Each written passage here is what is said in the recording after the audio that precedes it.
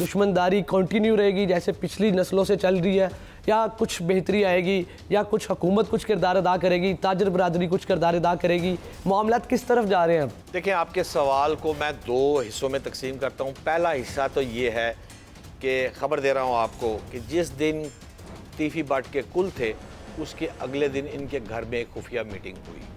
उस मीटिंग में तीफी भट्ट के बेटे, उनका भाई ख्वाजा अजहर गुलशन, उनके बहनोई, इस तरह करके मोअज़्ज़ीन जो उनके घर के अफराद हैं वो बैठे, जिस पर ख्वाजा अजहर गुलशन ने यह फ़िक्रा ताज़ीम से पूछा कि अब तीफी भट्ट के केस को लेकर आप उनके बेटे तीनों आप चलेंगे या मैं ख्वाजा अजहर गुलशन चलूँगा।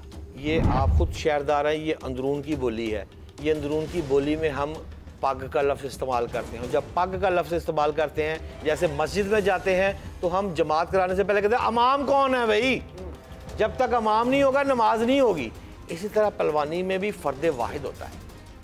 एक शख्स फैसले करता है कि इसका नक्शा खींचना है या नहीं खींचना। अब ख्वाजा अजहर गुलशन ने अपना काम कर दिया है। उसने उसको कह दिया है कि आप मुझे ये बता दें बात, यानी कि पग ताज़ीम भट्ट तेरे सर पे है या मेरे सर पे है, फाइनल डिसीजन मेरा है या तेरा है। जिस पर उस ख़ानदान ने 48 घंटे का वक्त दिया हुआ है ताज़ीम भट्ट को। अच्छा, अभी फैसला नहीं हुआ?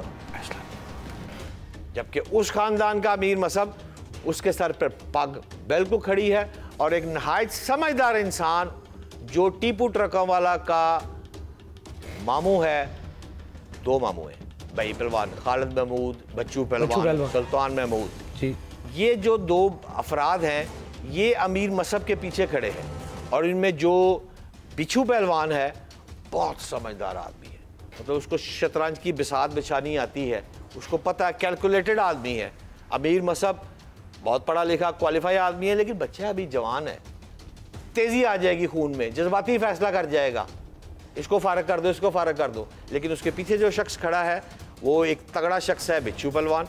इस तरह ताज़ीम भट्ट के पीछे अगर पग उसके सर पर आई और कंसेंसस के साथ आई तो ख्वाजा अजहर गुलशन खड़ा होगा उसके पीछे, तो वो भी एक कदावर शख्स होगा। तीफी भट्ट साहब, इतना ताल्लुक पाकिस्तान मुस्लिम लीग नून से उनका बड़ा स्ट्रॉन्ग ताल्लुक था, सबके साथ बड़े अच्छे रिलेशन, इतने अरसे से वो किंग चल रहे थे, लेकिन एकदम सिचुएशन बदली और एक दिन में तीफी भट्ट का नाम भी नहीं रहा। ऐसा क्या हुआ? तीफी भट्ट के पास कुछ ऐसे राज थे जो खतरा थे किसी के लिए, या कुछ ऐसे मामला थे जो बिगड़े और तीफी भट्ट इस स्टेज पे पहुंचे? एक बहुत ऊपर जाने वाली चीज़ बिल आखिर नीचे तो आती है। ये अल्लाह का कानून है।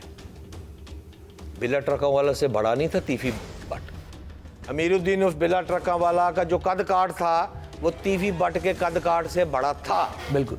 कैसे बड़ा था जी? आर्गूमेंट क्या है इसका? आर्गूमेंट ये है इसका, उस वक्त में जब अमीरुद्दीन उस बिला ट्रका वाला हयात थे और अपने अड्डे पे बैठते थे, उनके लेफ्ट साइड पर MPA बॉर्डर, ये सुहेल शौकत भट्ट वगैरह के आपने नाम सुन रहे हैं, बिल्कुल, वो नाम था पीला पहलवान।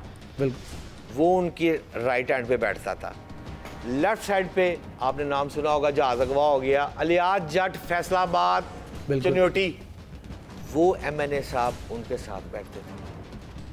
ये तो CCPO आ गया, IG आ गया, उस वक्त एक ही SP अमानुल्लाह होता था जी, जो SP सिटी, सारे थाने और को नहीं सी सदर, 2 ही थे, सदर थे सिटी, वो अमानुल्लाह उनकी पिछली सीटों पे बैठ रहा है। अच्छा, ये था कदकाठ अमीरुद्दीन बिला ट्रका वाले का।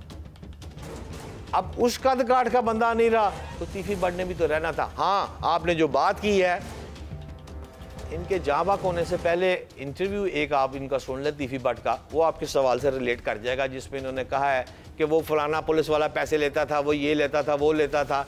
ये बात शायद कुछ हल्कों को पसंद नहीं आई। खतरा था अदारों के लिए?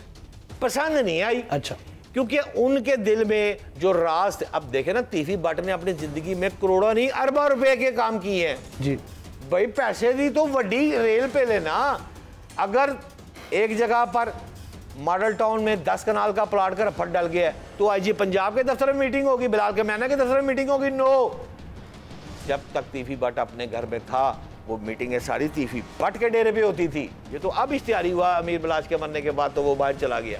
पंजाब के फैसले तीफी भट्ट ने बड़े लेवल पर करवाए हैं और बहुत सारे वडेरों को पुलिस वालों को वाह रजाया।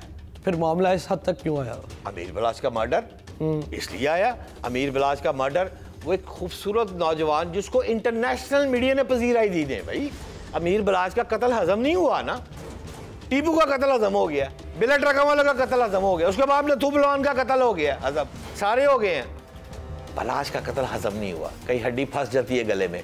आखिर में थोड़ा सा बता दे बस कि कहाँ है गोगी भट्ट? तो बस सिर्फ एक सूबा है, यस सिंध।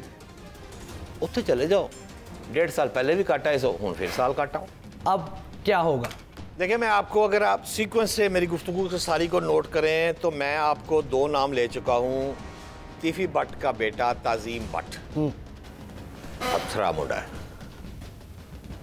अमीर मशब, पत्थरा मुंडा है, टीपू का बेटा।